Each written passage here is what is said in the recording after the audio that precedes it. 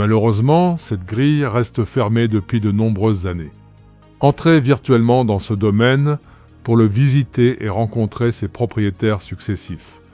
Celui qui l'a constitué et ceux qui y ont vécu, certains après avoir construit ou reconstruit différentes parties du château. En longeant le mur d'enceinte, depuis son extrémité proche de la limite entre les communes de Poissy et de Vilaine, vous avez aperçu un bâtiment de couleur rouge, mais c'est la couleur de son portail qui lui a donné son nom, la Porte Jaune. Ce bâtiment, qui est le plus ancien, aurait été construit au Moyen Âge. C'était vraisemblablement l'entrée principale d'un domaine où il n'y avait alors pas de château mais des terres agricoles. Il a été bien conservé jusqu'à nos jours, certainement restauré plusieurs fois, alors que des parties du mur d'enceinte s'effondraient à côté, créant de larges brèches. Vous remarquerez que la porte ne peut plus être utilisée. En effet, lors de chaque rénovation de la route, un nouveau revêtement a relevé son niveau. Contournons ce bâtiment afin de voir son autre côté. Avant de nous plonger au XIIIe siècle, à la recherche des premiers seigneurs d'Acqueville, dont la première lettre du nom était alors un H.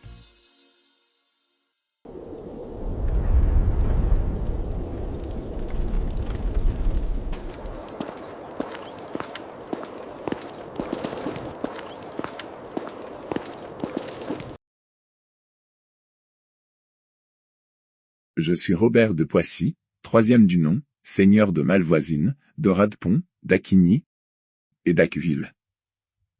Ce fief d'Acqueville est cher à mon cœur. Il est entré dans notre maison par mon père, Robert le Second, qui le reçut en dot de son union avec Isabeau de Neufbourg. Par cette alliance, notre lignée s'est enracinée, encore plus, dans le Vexin normand. Mon père en fit un lieu de justice et de paix, y établissant des chartes et des coutumes que je m'efforce de respecter encore aujourd'hui. Mon grand-père, Robert le Premier, posa les fondations de notre puissance territoriale, en consolidant Radepont et ses alentours. Mon père a servi la cour ducale avec honneur. Panetier de Normandie, tout en supervisant la fabrication, la conservation et la distribution du pain, notre aliment principal, il veillait sur Acqueville comme sur un joyau discret. Il m'y emmenait souvent, déjà lorsque j'étais enfant, pour m'enseigner la valeur d'une terre bien gouvernée. À mon tour, j'ai veillé sur Acqueville comme il l'aurait voulu. J'y ai fait restaurer la chapelle, renforcer les murailles, et j'y tiens mes assises chaque saison. C'est là que je sens le mieux l'héritage de mes aïeux, dans les pierres que mon père a posées, dans les sermons que je fais respecter. Lorsque Dieu me rappellera, je partirai en paix, sachant que mon fils Guillaume héritera d'Acqueville. Je lui passerai le flambeau de ce fief qui, plus qu'un domaine, est le symbole de notre fidélité à la terre normande et à notre nom.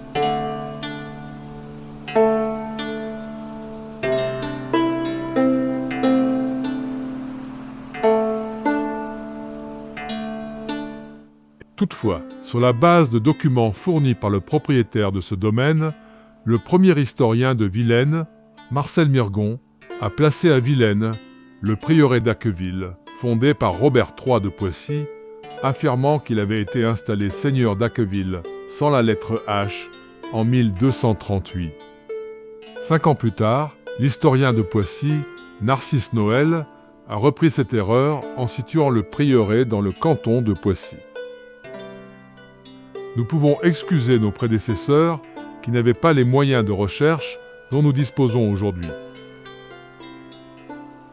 Visitons néanmoins les vestiges du château d'Acqueville normand au pied de la motte féodale qui subsiste accompagné par le propriétaire du domaine villennois en l'an 2002.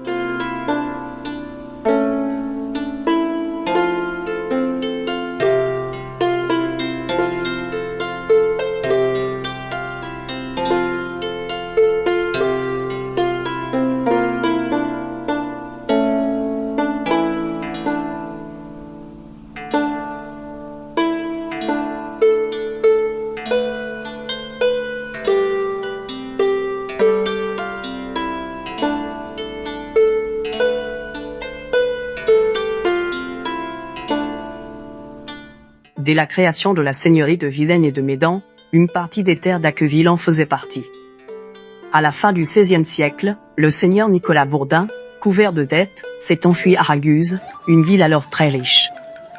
Payant un tribut à la Sublime Porte, elle était la seule ville catholique que le sultan Soliman le Magnifique autorisait à commercer avec le monde musulman. Située actuellement en Croatie, elle a été nommée Dubrovnik après la Première Guerre mondiale. Nous pouvons supposer que Nicolas Bourdin avait choisi cette république indépendante afin de se mettre hors de portée de ses créanciers et de la justice royale. Il pouvait espérer s'y faire oublier, et, même, trouver de nouvelles ressources.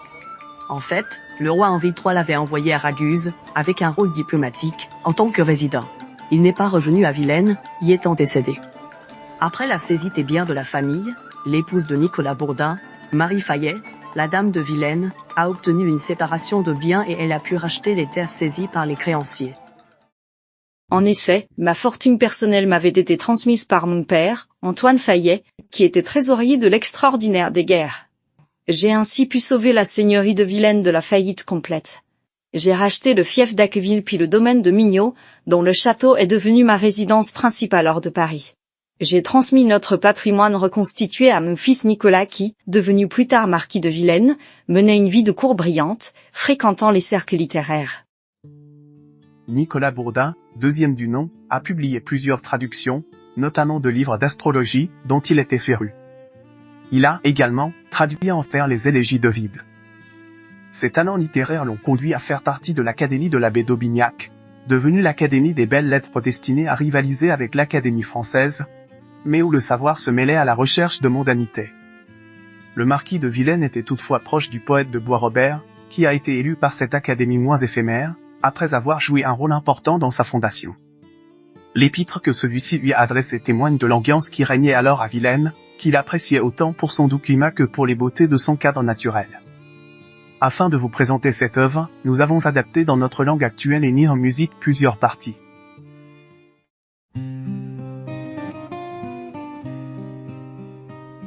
Bourdin, tes beaux présents ne servent de rien. En vain, tu t'appauvris pour me faire du bien. Et tâches d'enrichir un climat froid et rude, en qui nous ne trouvons que de l'ingratitude. J'ai beau chérir tes arbres nains, j'ai beau les cultiver, ils m'ont paru l'été plus triste que l'hiver. Et j'ai pitié de voir ces malheureuses plantes qui conservaient chez toi des beautés florissantes. C'est un endroit maudit, c'est un séjour funeste.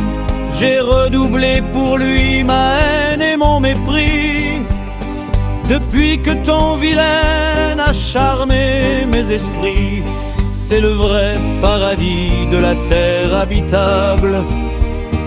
C'est un lieu fortuné, c'est un lieu délectable, où les fleurs et les fruits et les bois et les eaux, pour nos sens, chaque jour ont des charmes nouveaux. C'est que je considère ta grande fontaine, que Ronsard et Baïf n'abandonnaient qu'à peine. C'est que je porte l'œil sur tes jardins d'hiver, qui confèrent leur grâce au milieu des hivers.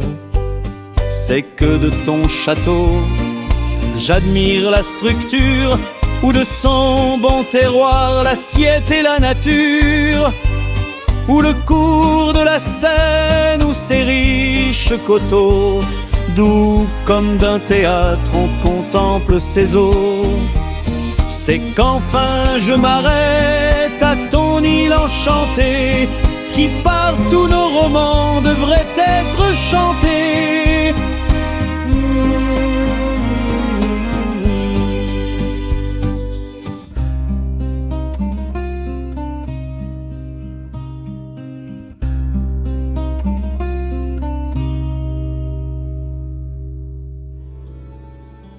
Pour administrer mes terres, je me suis fait aider par Antoine Chevrier, puis par son fils Adam.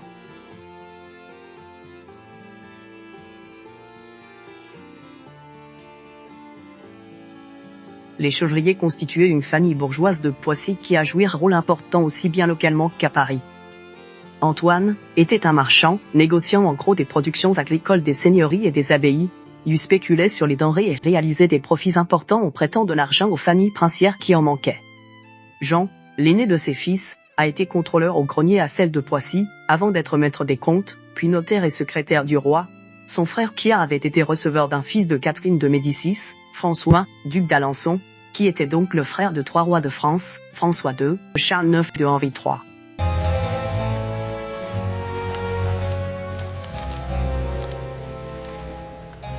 À la suite de mon frère Pierre, j'ai commencé ma carrière comme receveur de François d'Alençon, puis je suis passé au service de François d'Orléans-Longueville, gouverneur de Picardie. Après son décès, j'ai obtenu la charge de président trésorier de France en la généralité de Picardie. C'est une lourde tâche mais je m'y emploie avec rigueur et fidélité. Alors que j'habite à Amiens, mon cœur est resté attaché aux terres d'Acqueville. J'y réside fréquemment, à proximité de ma ville natale. En mémoire de mon père, j'ai donné 2000 livres pour remplacer les orbes vétustes de la collégiale de Poissy. Marie Fayet, la dame de Vilaine, m'a confié la gestion de ces domaines que je connais comme ma poche, les fermes, les champs, les gens. J'ai vu les saisons passer, les récoltes croître, les dettes s'effacer. À propos de la famille de la belle-mère d'Adam Chevrier, 2 bizarreries de l'histoire sont à noter. Elle appartenait à une famille qui portait le nom d'Acqueville. Le château d'Anne d'Acqueville n'était pas à Vilaine-sur-Seine, mais à Villeneuve-sur-Seine. Sa mère était issue d'une puissante famille champenoise qui s'est installée à quelques kilomètres de Vilaine, à Fresnes. En 1724, le roi a érigé cette baronnie de Fresnes en marquisat d'Équevilly. La similitude des noms, Acqueville et Équevilly, est-elle fortuite?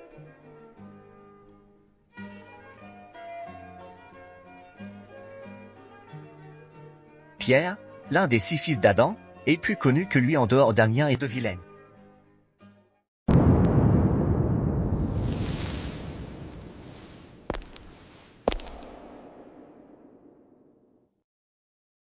Alors que mon père m'a légué le titre de baron de Fouan-Camp, une seigneurie située près d'Amiens, les habitants de la Nouvelle-France m'ont appelé le baron de Fouan-Camp. C'est, en effet, à Montréal, que j'ai fondé une mission humanitaire et évangélique, grâce à mon héritage paternel. Après la création d'une congrégation de religieuses hospitalières sous le patronage de Saint Joseph, j'ai participé à la constitution de la Société de Notre-Dame de Montréal pour la conversion des sauvages de la Nouvelle-France.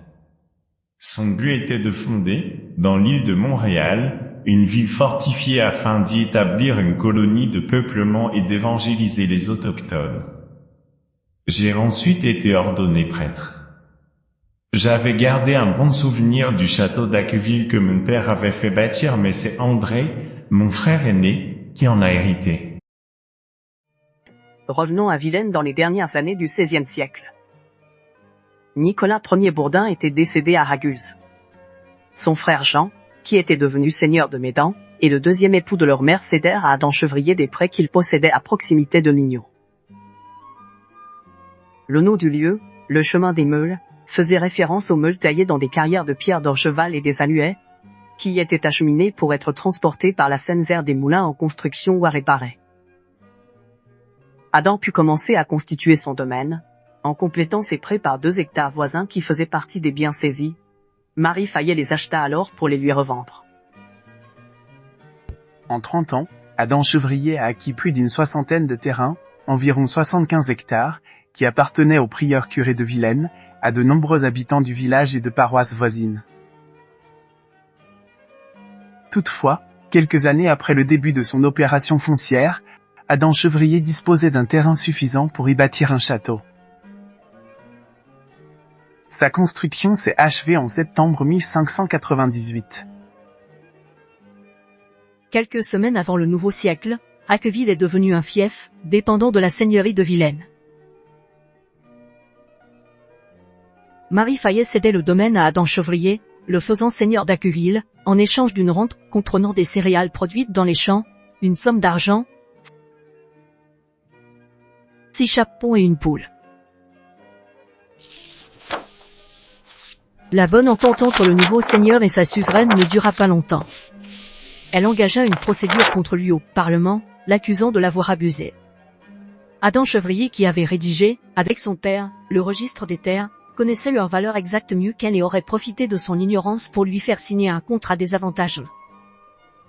Les terres d'Acqueville produisant plus que ce qui avait été prévu, le surplus devait lui appartenir. La décision est finale. La conclusion de cette affaire eut lieu bien plus tard, 10 ans après le décès d'Adam Chevrier en 1624.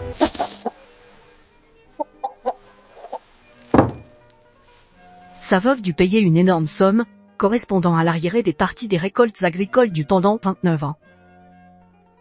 André, le fils aîné d'Adam Chevrier, a hérité du domaine, mais, criblé de dettes, il le vendit en 1643 à Jean Guillet, conseiller secrétaire du roi. C'était l'une des charges les plus prestigieuses et les plus chères de l'Ancien Régime, car elle conférait la noblesse héréditaire immédiate à ceux qui l'achetaient, permettant aux riches bourgeois d'intégrer la noblesse. Acquérant, avec le château, les droits féodaux qui y étaient attachés, Jean Guillet est devenu le nouveau vassal de la seigneurie de Vilaine. Jean Guillet n'en a profité que 3 ans avant son décès. L'histoire s'est répétée avec sa veuve qui a géré le domaine avant que les dettes de leur fils le fassent à nouveau saisir par la justice. Il a été acquis, en 1647, par Charles Robin, un bourgeois de Paris, détenteur d'office juridique intermédiaire. Son épouse appartenait également au milieu de la bourgeoisie parisienne. Il n'avait qu'une fille, Claude Robin, qui a été leur héritière. Celle-ci ayant épousé Jean le boulanger, le domaine d'Acqueville a été très longtemps la propriété de leur famille.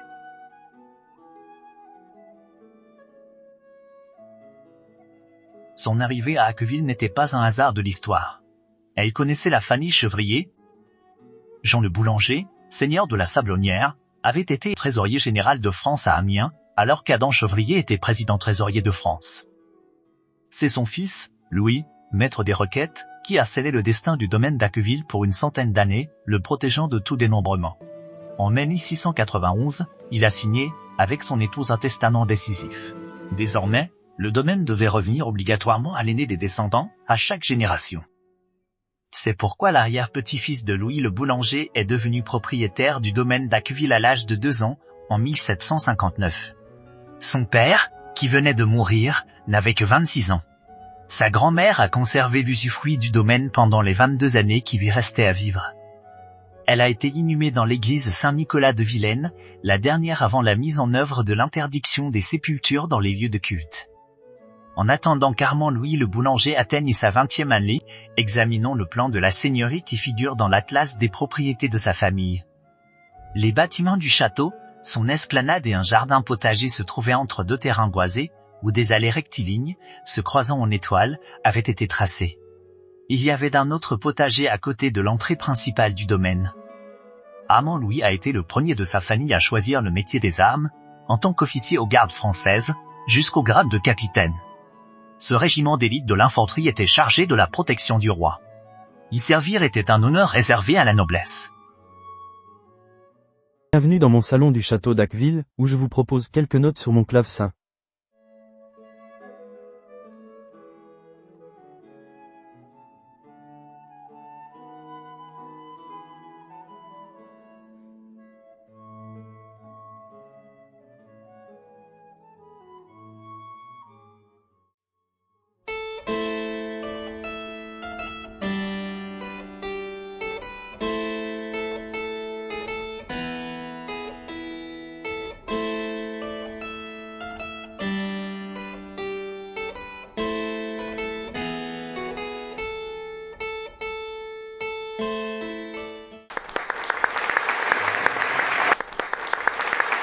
Un inventaire du château a été réalisé en juin 1784 par 5 personnes qui étaient arrivées à cheval.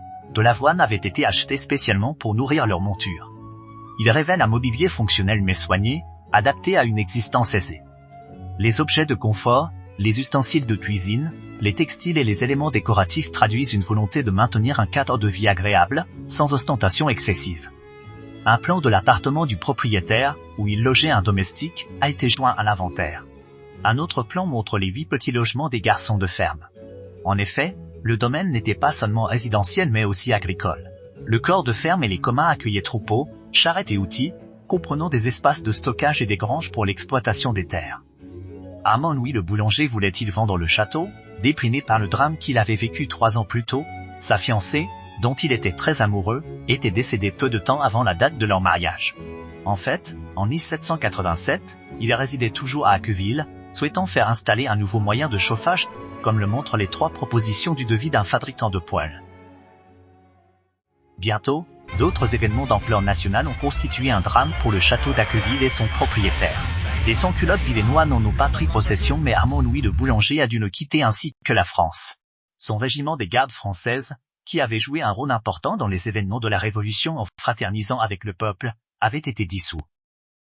Le citoyen le boulanger, ci-devant marquis d'Acqueville, est revenu lors de la seconde Restauration, avec une femme qu'il avait rencontrée à Londres et qu'il a épousée, tardivement. Ses biens ayant été confisqués et vendus, ils ont habité à Paris jusqu'à son décès en décembre 1825, sans descendants. Avec lui, sa lignée et la seigneurie d'Acqueville se sont éteintes. Le domaine d'Acqueville avait été vendu, le 8 fructidor en 4, comme bien dénigré par adjudication au citoyen Nicolas Doyen. En avait-il fait une exploitation forestière, coupant de nombreux arbres du parc? Le propriétaire suivant, le citoyen Coqueral, a continué à laisser le château tomber en ruine. Après la première période d'abandon de son histoire, le domaine a trouvé un acquéreur, suite à une saisie immobilière. Pourquoi ce nouveau propriétaire y était-il en résidence forcée, sous la surveillance de la police d'État? C'était pour François-Philippe de la Tour de Foissac, ancien général de division, une sorte d'exil intérieur. La reddition et la prise de la ville de Mantoue, à l'issue d'un siège de 8 mois, avait été un épisode important de la campagne d'Italie, menée par Bonaparte. Il a alors nommé gouverneur de cette place forte un général connu pour ses ouvrages sur la guerre de siège. Toutefois, les troupes françaises qui défendaient la citadelle ont été, à leur tour, assiégées par l'armée autrichienne. Ayant de l'île de ses hommes aux hôpitaux et devant lutter contre l'hostilité des habitants, le général de la Tour de Foissac capitula. Soupçonné de trahison par les consuls, il fut destitué par Bonaparte, qui lui interdit de porter l'uniforme.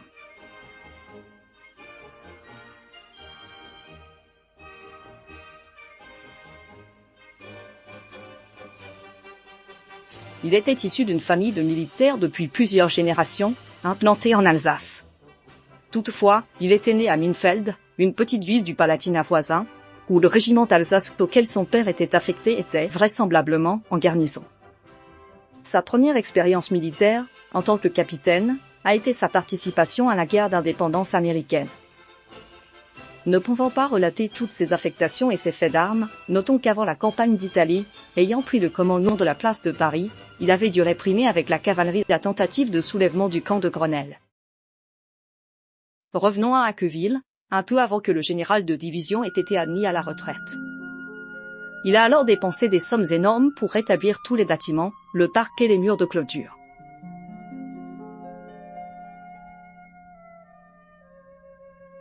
Aidé par ses 2 fils, il a notamment fait reconstruire la chapelle, détruite en partie pendant la Révolution. Conservant ses ouvertures romanes, elle s'est ornée d'un fronton et d'une toiture dans le style directoire de l'époque. François-Philippe de la Tour de Foissac a fait graver ses armoiries au-dessus de la porte de la chapelle, elles sont encore présentes au XXIe siècle. Il a été réhabilité par le premier consul mais il n'a pas profité longtemps du château et du parc qu'il avait restauré. Décédé à Acqueville en février 1804, il a laissé le domaine à ses 2 fils. Alors qu'ils étaient dotés de 4 ou de 5 prénoms, nous les nommerons simplement Armand et Victor.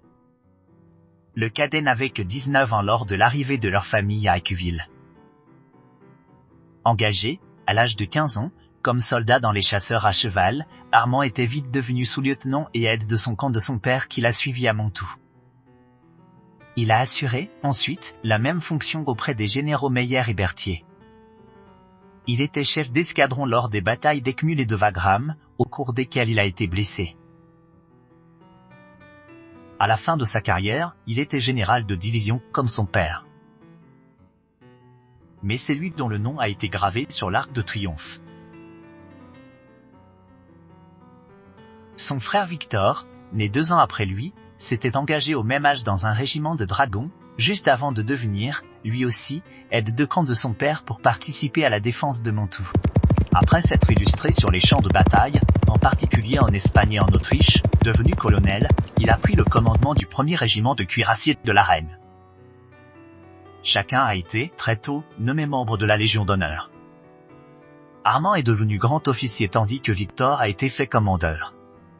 Nous allons nous intéresser un peu plus à ce dernier qui a vécu à Acqueville jusqu'à son décès. Auparavant, observons le plan du domaine en 1821, où nous voyons les bâtiments qui sont parvenus jusqu'à nous. Le baron Victor de la Tour de Foissac était très procédurier. En 1841, lors de l'enquête publique sur le tracé de la ligne de chemin de fer, qui devait passer en bordure de sa propriété, il avait adressé une réclamation. L'année suivante, il a revendiqué l'entière possession d'un terrain où se trouvait un port sur la Seine. Il ne faisait plus partie du domaine d'Acqueville, ayant été classé dans les propriétés communales. Avec Armand, décédé 3 à 4 ans après son frère, s'est éteinte la descendance mâle de la Tour de Foissac. En effet, Victor n'a eu que des filles. Après l'une d'elles, les propriétaires d'Acqueville ont donc porté un autre nom, bien qu'ils étaient des membres de la même famille.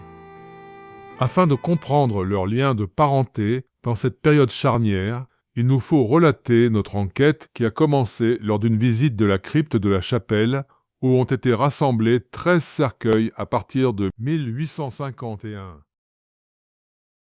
Victor de la Tour de Foissac a été le premier, comme nous l'a appris un document officiel de la police nationale.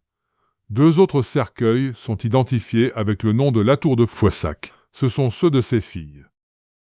Un mystère concernait la sépulture ne portant que les lettres L et B. Plusieurs sites internet de généalogie donnent aujourd'hui une explication, mais au début du siècle actuel, elle nous a été apportée par d'anciens actes d'état civil archivés à la mairie de Vilaine. L'acte de mariage de Victoire Marie-Adélaïde Marthe contient le nom de son père, Victor, ainsi que celui de sa mère, Marie-Augustine Louise. Nommée plus simplement Louise Berger, elle semble ne pas avoir été considérée comme membre de la famille, car elle avait donné une fille au colonel en retraite, en dehors de lien du mariage. Venant de son Alsace natale, Louise Berger avait environ 70 ans lorsqu'elle a habité de manière permanente à Acqueville jusqu'à son décès.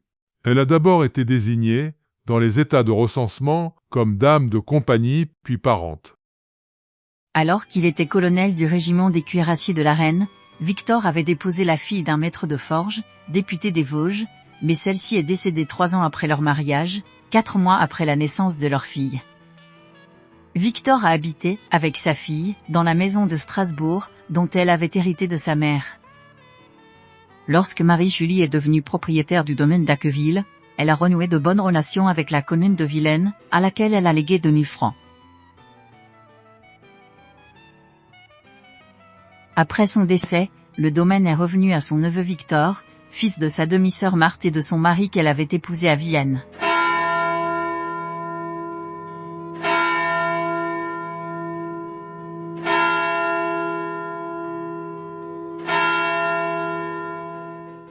Elle était alors entrée dans une autre famille de militaires.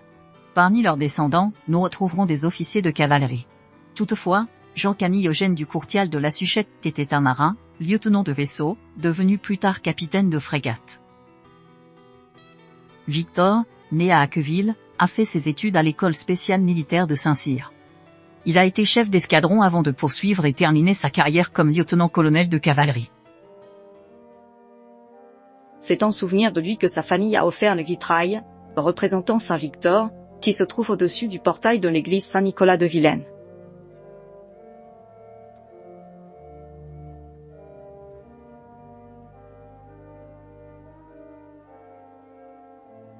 Sa tante Marie-Julie de la Tour de Foissac avait déjà fait don du vitrail évoquant la légende du saint patron de l'église. La maison voisine appartenait au propriétaire du domaine d'Acqueville. Avant la Révolution, elle avait été la maison presbytérale. En l'absence d'un presbytère, le curé habitait ainsi que l'instituteur dans la maison commune, ce qui créait souvent des problèmes. C'est ma maison, je ne tolérerai pas votre arrogance. Rendez ce livre. Votre autorité n'a aucune valeur ici. Occupez-vous de vos affaires. Selon les volontés de Marie-Julie de la Tour de Foissac, ses légataires universels, Victor et son frère Henri, proposèrent à la commune de lui donner le terrain qui lui appartenait derrière l'église et une somme d'argent afin d'y construire un nouveau presbytère. Après diverses péripéties, la donation a été acceptée. Il a, cependant, fallu attendre une trentaine d'années après la proposition de 1877 pour que le presbytère soit construit. Il semble qu'il y avait déjà, à cette époque, des difficultés de stationnement pendant les messes. L'épouse de Victor avait proposé au maire de donner une somme supplémentaire afin de construire un hangar. Sa famille et ses héritiers auraient eu le droit d'y abriter une voiture et ses chevaux, pendant les offices. La famille a conservé de très bonnes relations avec la paroisse de Vilaine. Chaque année, une procession dans les rues du village se terminait dans le parc du château. Sur cette photo, le propriétaire d'Acqueville, Camille de la Suchette, est assis tandis que ses fils sont debout. Il est difficile de reconnaître Victor, alors âgé de 41 ans, car, comme Henri et Joseph, il ne portait pas sa tenue militaire mais un uniforme civil.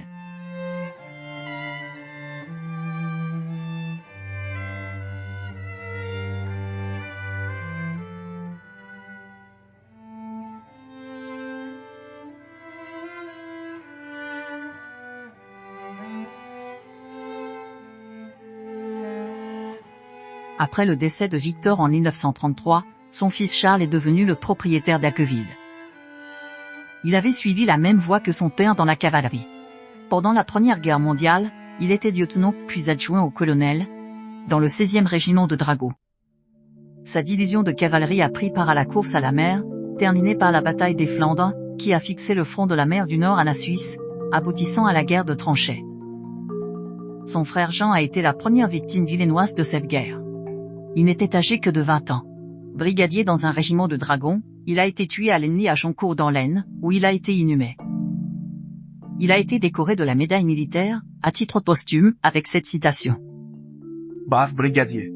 Est glorieusement tombé aux côtés de son officier de peloton, en chargeant les lignes allemandes pour rejoindre son régiment.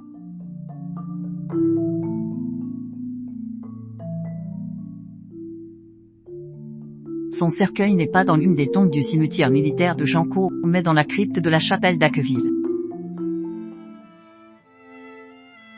Charles a terminé sa carrière comme major de sa garnison. Celle-ci n'était pas très éloignée de Vilaine, c'était la caserne Gramont à Saint-Germain-en-Laye.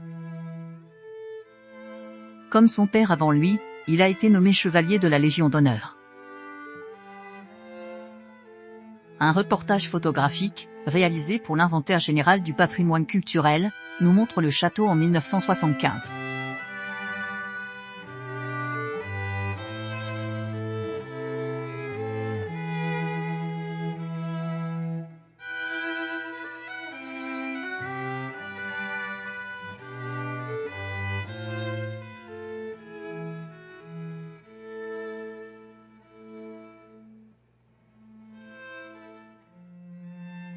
À cette époque, le propriétaire avait accepté que Claude Chabrol tourne quelques scènes de son film « Folie bourgeoise » dans le parc.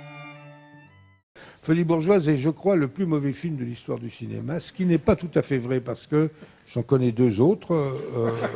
Qui ne sont pas de toi ? Qui ne sont pas de moi. Mais cette histoire de Folie bourgeoise, c'était insensé. Quand je faisais le film, je me disais, mais c'est épouvantable, mais mon Dieu, qu'est-ce que je tourne, c'est pas vrai, c'est terrible. Et je me suis dit, mais je vais me rattraper, le dernier plan va être magnifique. Et j'ai chialé mon dernier plan, c'était une beauté. Alors, je ne savais pas que j'avais des ennemis à la télévision, mais je dois en avoir un, parce qu'il a programmé ce film récemment sur le câble. Et comme je ne l'avais pas vu depuis 30 ans, je me suis dit, je vais le voir, et je le vois, et je pleurais de rire en voyant l'énormité du truc, mais j'attendais avec impatience le splendide dernier plan. Et c'était pire que le reste. Charles du Courtial de la Suchette est décédé en juin 1977, laissant le domaine à ses 4 filles. Edith, qui n'a vécu que 5 mois de plus, avait épousé Paul de Baudy, dont les ancêtres avaient créé et exploité une célèbre raffinerie de sucre. N'avait-il pas les ressources financières pour sauver le château de la ruine? En fait, il semble que, n'ayant plus de lien avec Acqueville, il était plus concerné par un autre château, celui qu'il partageait avec d'autres membres de sa famille. Construit à l'emplacement d'une ancienne commanderie de Templiers, il est situé dans le territoire de la Brème. Dans les nombreux étangs appartenant à sa famille, ce gendre de Charles de la Suchette avait développé une activité de pisciculture.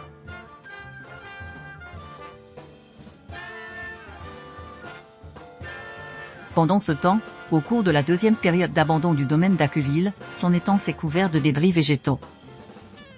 Le domaine a été vendu à une société d'ingénierie exportant des matériels hospitaliers dans les pays arabes. Son projet d'y installer son siège ne s'est pas réalisé. Elle a fait faillite en 1985, sans avoir payé son acquisition. Après une dizaine d'années d'abandon, le domaine a été, de nouveau, mis en vente.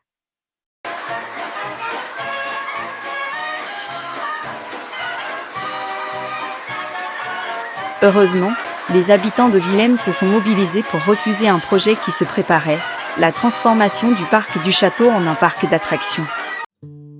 Une centaine d'années après la Révolution, un baron huguenot et européen a retrouvé des racines à Acqueville. Le citoyen allemand qui l'a acquis avait installé, en 1971 à Vilaine, son domicile et son entreprise spécialisée dans l'importation et la vente de machines utiles. Je suis, effectivement, un descendant d'une famille de petite noblesse des Flandres françaises, dont le nom était alors de Grève. Après la révocation de l'édit de Nantes, mon ancêtre huguenot avait émigré à Brême. Son fils, installé vers 1700 à Berlin, a eu 2 fils, officiers de haut rang. Le roi de Prusse Frédéric II les a anoblis en 1751.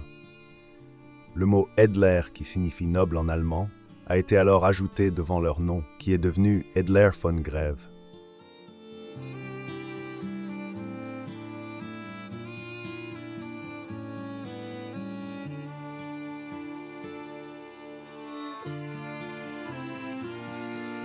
Avant la restauration du château et la transformation de ses dépendances pour en faire le club d'Acqueville, un lieu de séminaire et de restauration, le nouveau propriétaire a entrepris le défrichage du parc.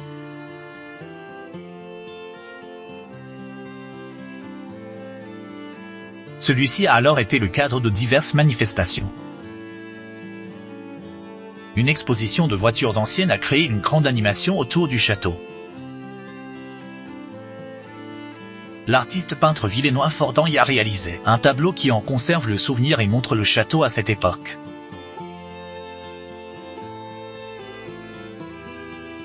L'événement le plus mémorable a été le spectacle qui a été présenté, en juin 1989, par un groupe d'acteurs et de danseurs amateurs vilainois, pour célébrer le bicentenaire de la Révolution. La 5, la nouvelle chaîne de télévision, très éphémère, a diffusé un reportage sur la préparation du spectacle, et quelques séquences.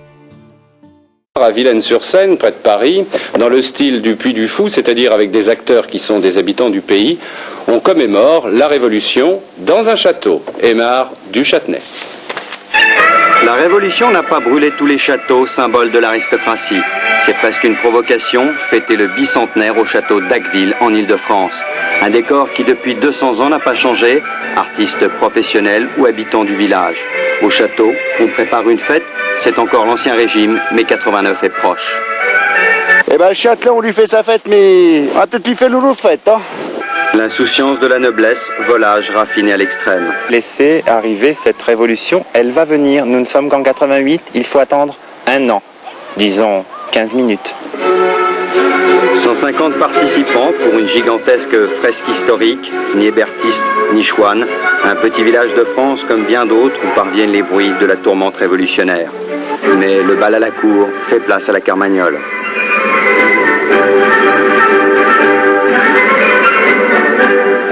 Et pour le spectacle, on a brûlé le château, une Bastille est tombée.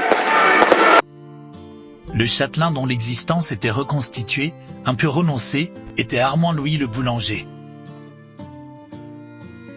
L'année précédente, afin de financer une partie de ses travaux en construisant 9 hôtels particuliers, Heike Edler von Greve avait acheté l'ancien potager qu'EDF avait acquis.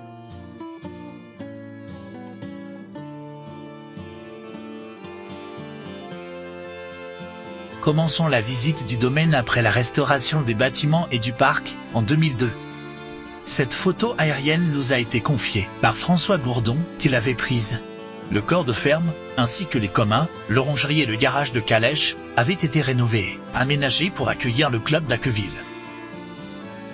Sur la façade extérieure du corps de ferme, des têtes de bœufs et de chevaux rappellent toujours les animaux qui y étaient logés.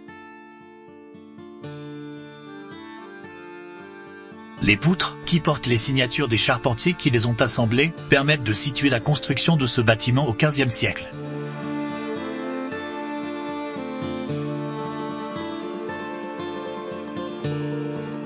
La voûte sarrasine de l'escalier ainsi que les charpentes de l'étage supérieur de ce premier bâtiment du château font penser qu'il a été bâti au XIIIe siècle.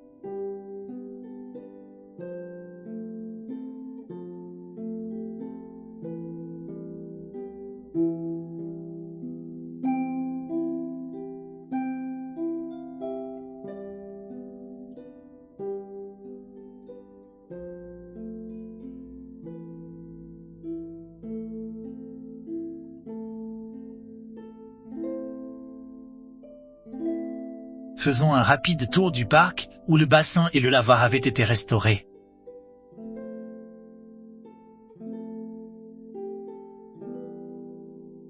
Le parc avait repris le magnifique aspect qu'il avait après sa transformation en 1847 de jardin à la française en parc à l'anglaise, caractérisé par ses dégradés de verre. La tempête de la fin de l'année 1999 avait abattu 75 gros arbres, dont 2 tulipiers d'une hauteur de plus de 50 mètres. Selon la tradition de ses ancêtres huguenots, Heike Edler von Greve avait planté 2 cyprès près de la chapelle qu'il avait fait restaurer. Il y a apporté 2 modifications essentielles, la séparant en 2 parties. Il a fait réaliser 2 vitraux, placés de chaque côté, l'un porte les armoiries de la tour de Foissac, l'autre celle de sa famille. Il a fait aménager, sous la chapelle, une crypte pour y placer dans des alvéoles, sur l'un des côtés, les 13 cercueils qui étaient entassés dans un petit réduit. Il avait réservé l'autre côté pour sa sépulture et celle de sa famille. Très malheureusement, lorsqu'il est décédé en 2019, il avait quitté le domaine d'Acqueville dont il avait perdu la propriété 15 ans plus tôt. La restauration et l'aménagement du château et du parc l'avaient criblé de dettes comme André Chevrier en 1643 et d'autres propriétaires ensuite. Son créancier américain a bientôt mis le domaine en vente. Une 3e période d'abandon et de dégradation a alors commencé. Plusieurs sociétés de promotion immobilière qui se sont succédé sans pouvoir réaliser leurs projets par manque de ressources, n'ont pas entretenu le domaine. 34 investisseurs n'ont jamais perçu la rente promise, mais ils ont eu beaucoup de dettes et d'ennuis avec ces appartements devenus invendables, seuls 2 ayant été rénovés. De plus, cette multiplicité de propriétaires a été un obstacle pour des projets ultérieurs. Le mur d'enceinte reconstruit, en 1802, par Philippe de la Tour de Foissac s'est effondré en de nombreux endroits, créant des brèches par lesquelles se sont introduits divers individus, dont certains ont attaqué, pillé et vandalisé les bâtiments. L'une de leurs pires actions a été la profanation des sépultures des anciens propriétaires, dans la crypte de la chapelle. La longue histoire du château d'Acqueville mérite qu'elle ne s'arrête pas comme celle des autres châteaux villainois. Le château des seigneurs de Vilaine a été très dégradé par le citoyen qui l'avait acquis, après la Révolution comme bien national, pour récupérer des matériaux. Il a été détruit en 1806. Sur ses communs alors était bâti le 2e château de Vilaine. Ses 2 ailes et un pavillon ont été démolis en 1913. Après son abandon, le château de Mignot n'avait plus que sa carcasse en 2003, lorsqu'un bulldozer a facilité son effondrement. Aujourd'hui, le château d'Acqueville est fortement dégradé, mais il est le seul qui subsiste. Il est l'élément patrimonial de Vilaine le plus important et le plus ancien après l'église Saint-Nicolas.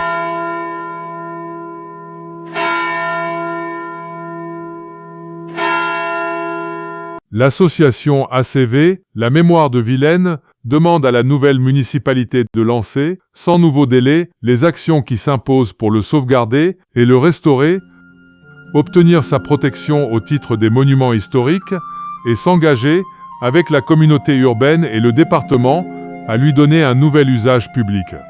Celui-ci devrait permettre aux Vilainois et à leurs visiteurs d'admirer sa splendeur retrouvée en se promenant dans son parc réaménagé.